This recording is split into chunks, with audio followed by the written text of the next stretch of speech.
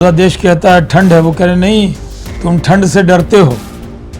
तो पूरा देश कह रहा है लहर है, उनको लगता है लहर नहीं है।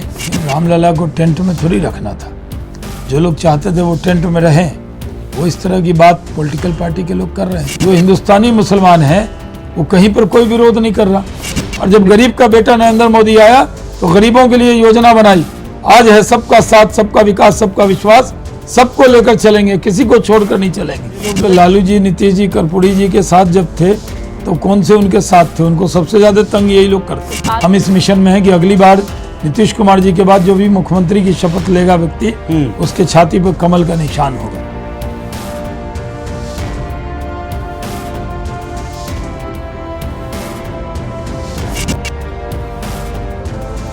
नमस्कार, आप देख रहे हैं न्यूज एक्सप्रेस और मैं हूं आपके साथ शबनम। 500 वर्षों के संघर्ष के बाद रामलला विराजमान हो गए हैं। खुशियों का माहौल है, पूरा देश राममय हो चुका है। लेकिन देश का एक तबका ऐसा है जो राम मंदिर का अभी भी विरोध कर रहा है। उनका कहना है कि ये कार्यक्रम बीजेपी का है, ना कि राममय की लहर है। तो ऐसे में इस खबर पर जानकारी के लिए हमारे साथ जुड़े हैं, खास बातचीत करेंगे बीजेपी के कद्दावर नेता, पूर्व केंद्रीय मंत्री और राष्ट्रीय प्रवक्ता शाहनवाज हुसैन जी। सर, बहुत बहुत स्वागत है आपका। सर, बीजेपी बोल रही है कि पूरा देश राममय हो गया है, लेकिन राहुल गांधी कह रहे हैं कि राम की तो लहर है ही नहीं, ये तो बीजेपी का कार्यक्रम है। क्या कहेंगे आप? राहुल जी को कहाँ लहर लगती है? उनको तो लहर कहर बन के नजर आती है, उनको ठंडक नहीं लगती। पूरा देश कहता है ठंड है, वो कह रहे नहीं तुम ठंड से डरते हो।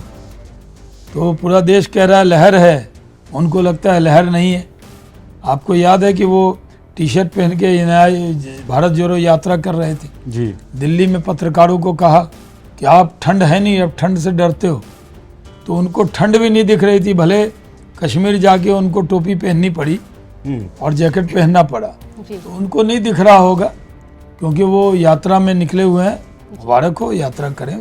नहीं सर, लेकिन आपके ऊपर आरोप ये है कि जो ये प्राण प्रतिष्ठा का कार्यक्रम किया गया 22 जनवरी के दिन, वो लोकसभा चुनाव से पहले इसलिए किया गया जिससे पॉलिटिकल माइलेज आपको 2024 के लोकसभा चुनाव में नहीं, मिल सके। पहले से तय था, जब गर्भगृह बन गया था, मंदिर बन गया था, और मंदिर का काम तो बहुत साल चलना है, लेकिन रामलला को टेंट में थोड़ी रखना था।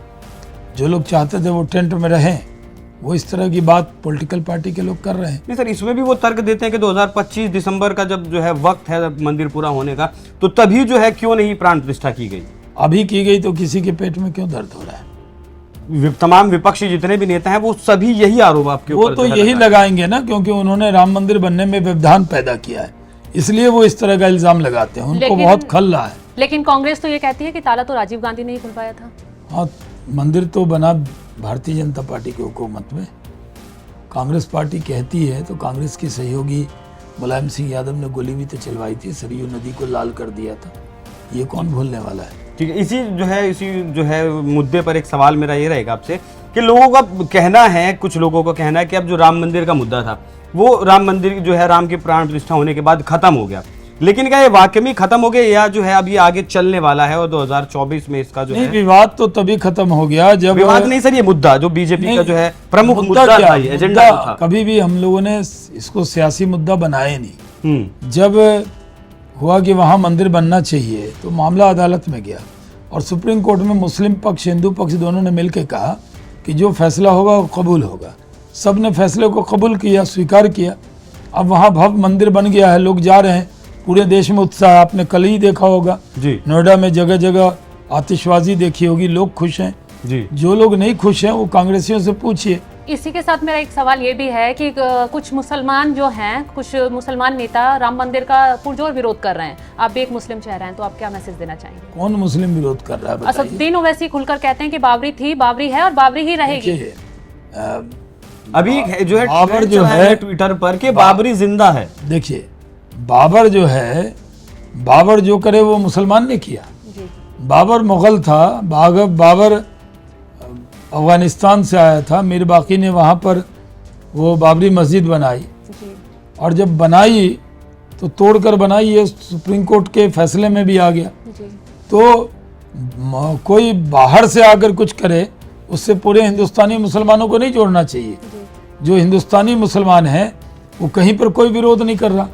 ये जो कुल हिंद मजलिस इत्तेहादुल मुस्लिमीन है, जो असदुद्दीन ओवैसी की पार्टी है, जी। ये तो रजाकारों की पार्टी है। इनका तो काम है भड़काना। असदुद्दीन ओवैसी तो भड़काऊ भाईजान है। उनका तो काम ही है हैदराबाद की गलियों के नेता को मीडिया ने स्टूडियो का नेता बना दिया है।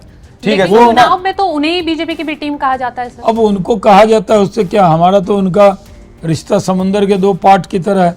हमारा उनका कोई रिश्ता हो ही नहीं ठीक है सकता। सर, आज मेरे साथ डिबेट में कांग्रेस के मेहमान बैठे थे, प्रवक्ता बैठे थे, तो उन्होंने इसी जो है राम मंदिर के मुद्दे पर एक उन्होंने टिप्पणी की कि उस टाइम पर औरंगजेब और आज के जो मोदी हैं वो समान हैं, क्योंकि उस टाइम भी टैक्सेस इतने लगा दिए गए हाँ, थे और आज भी टैक्सेस औरंगजेब मुगल था, अफगानी था, हिंदुस्तानी नहीं था।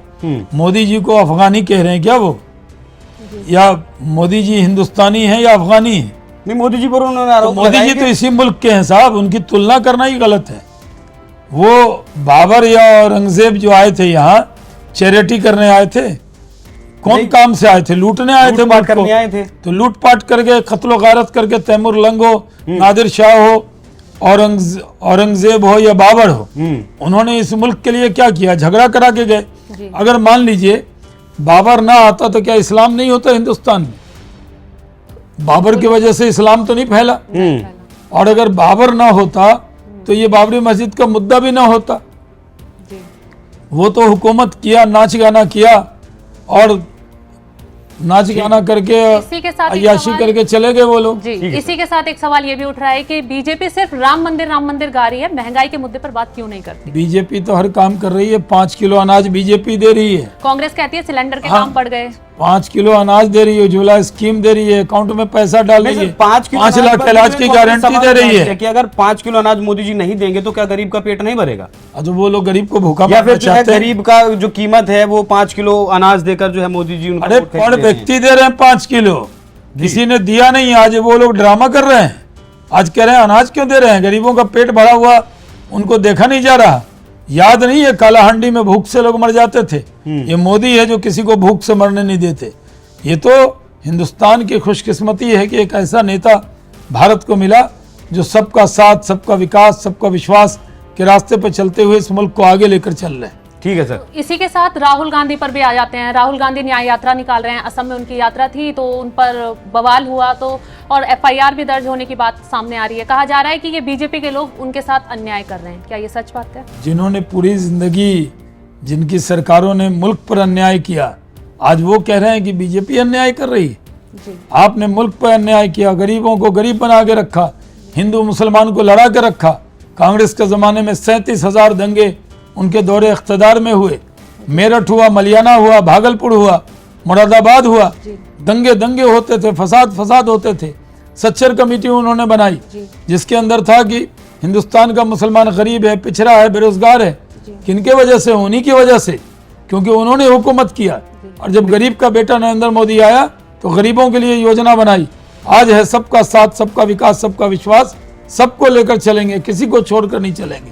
तो सर इस तरीके के आरोप तो कांग्रेस भी आपके ऊपर लगाती है कि अडानी की और अंबानी की सरकार है। वो तो उद्योगपति कहने की से क्या होगा? आप कह दीजिए, अडानी अंबानी की सरकार कहाँ जो से? आरोप जो अभी ये आपने तो बात गरीब कही की कि सरकार है। कांग्रेस ने और गरीबों को गरीब बनाया, यही बात आपको भी कांग्रेस कहती है? नहीं, हम तो गरीबी रेखा के नीचे जो लोग हैं जिनको कांग्रेस ने गरीब बनाया, हम उनको अमीर बना रहे हैं। जिनको शिक्षा नहीं दिया, हम उनको शिक्षित कर रहे हैं। हम सबको साथ लेकर चल रहे हैं। अभी एक आरोप बीजेपी कांग्रेस पे बहुत मुखर होकर लगाती है, भ्रष्टाचारी। अब राहुल गांधी असम में पहुंचे तो उन्होंने हेमंत बिस्वा को ही भ्रष्टाचारी बता दिया और कह दिया है कि ये बीजेपी के बाकी मुख्यमंत्रियों को भी भ्रष्टाचारी कर देंगे। तो इस पर आप क्या कहेंगे? वो हेमंत बिस्वा से बहुत डरते हैं लोग। हेमंता इनकी नकेल कस रहा है, जी, इसलिए इस तरह का इल्जाम लगा रहे हैं। नहीं वो तो हेमंता इनकी नस नस जानता है कांग्रेसियों की, जी, तो इसलिए जो इलाज बीजेपी के डॉक्टर नहीं कर रहे हैं जी। वो कांग्रेस से आए हुए डॉक्टर हेमंत बिस्वा शर्मा कर रहे हैं काम। चलिए सर, इस न्याय यात्रा में एक छोटा सा सवाल, छोटा सा जवाब दीजिएगा। अभी कांग्रेस ने कहा कि गुवाहाटी शहर में परमिशन नहीं दी गई न्याय यात्रा को, कह दिया गया कि यहाँ बहुत सारे हॉस्पिटल है, नर्सिंग होम है और ट्रैफिक जो है बाधित होगा। लेकिन नड्डा जी की रैली आपने करवा दी वहां, इसके पीछे तर्क ये है कि वो पहले से प्रस्तावित थी। नहीं, वो तो प्रस्तावित थी। अभी तो वहाँ ठंड का माहौल है, बहुत नर्सिंग होम है, हॉस्पिटल है। दिक्कत है, सरकार को लगा कि दूसरा रूट चुन लीजिए, तो क्या दिक्कत है? क्या दूसरा राहुल गांधी की इस यात्रा से पीएम मोदी पर कोई फर्क पड़ेगा? कोई कांग्रेस पर फर्क नहीं पड़ने वाला। तो पीएम मोदी पे क्या फर्क पड़ेगा? खाक फर्क पड़ेगा इस पे। तो फिर चलिए क्यों सर। रूट को परमिशन नहीं दी जा रही है? चले जाए, वो खेत से चले जाए, रोड से चले जाए, हवाई जहाज से चले जाए, पैदल चले जाए। अगर पिछली यात्रा से क्या फर्क पड़ा? कांग्रेस पार्टी की 2 सरकार थी छत्तीसगढ़ में, राजस्थान में। यात्रा से फर्क ये पड़ा कि दोनों सरकार चली गई। नहीं सर, इस बार हिमाचल और यात्रा में कर्नाटक बैठी जीता भी है रायबरेली भी सीट हारेंगे। सर हिमाचल और कर्नाटक जीता भी है। नहीं, हिमाचल और कर्नाटक जीता हो, लेकिन 2 हारा, ये याद नहीं है आपको? नहीं बिल्कुल याद है, लेकिन यात्रा के तुरंत बाद यात्रा जिस नहीं, चल रही, हिमाचल में तो जीता। पलटा पलटी चलता है हिमाचल में। ठीक है सर, अब बिहार से जुड़ा एक सवाल मैं आपसे लूंगा कि अभी कर्पूरी ठाकुर को आज ही आपकी सरकार ने कहा है कि भारत रत्न दिया जाएगा। ये बहुत बड़ा फैसला है। मैं पूरे बिहार वासियों को बधाई देता हूँ, देश को बधाई देता हूँ, प्रधानमंत्री का शुक्रिया अदा करता हूँ। मैं समस्तीपुर ही मेरा पुराना गृह जिला है, कर्पूरी ठाकुर जी वहीं पे हमारे। और मैं आपको बता दूं कि मैं बचपन में उनके गोद में खेला हूँ। हमारे दादा से उनके बड़े अच्छे रिश्ते थे और हम पूरा परिवार, उनका परिवार, हमारा परिवार एकदम एक परिवार है। तो मुझे लग रहा है जैसे मेरे घर में किसी परिवार के सदस्य को भारत रत्न मिला। तो सर ये क्या बीजेपी का मास्टर स्ट्रोक है? क्योंकि जेडीयू आरजेडी लगातार कर्पूरी ठाकुर को लेकर मांग करती रही है। कभी नहीं मांग करती। ये लोग तो बीच बीच में एक बयान दे देते थे। अभी जयंती को लेकर भी हाल ही में मनाने की बात ये होती है, लोग 100वीं जयंती ये है। लोग तो लालू जी, नीतीश जी, कर्पूरी जी के साथ जब थे तो कौन से उनके साथ थे? उनको सबसे ज्यादा तंग यही लोग करते थे। आरोप लगता है कि बीजेपी स्वर्णों की राजनीति करती है, ये तो पिछड़ों नहीं नहीं, बीजेपी के नेता ही हमारे पिछड़े। अति पिछड़ा का बेटा, एक गरीब का बेटा, बर्तन मांजने वाली का बेटा, चाय बेचने वाला देश का प्रधानमंत्री है। और इससे बढ़कर और क्या हो सकता है? तो कर्पूरी ठाकुर को न्याय ही गरीब के बेटा ने दिया है।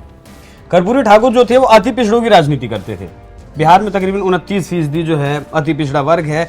तो जो जी उसकी जो है कहीं ये आपका जो है ये भी पॉलिटिकल माइलेज लेने का तो जो है पॉलिटिकल माइलेज। कर्पूरी ठाकुर जी को सम्मान देना था।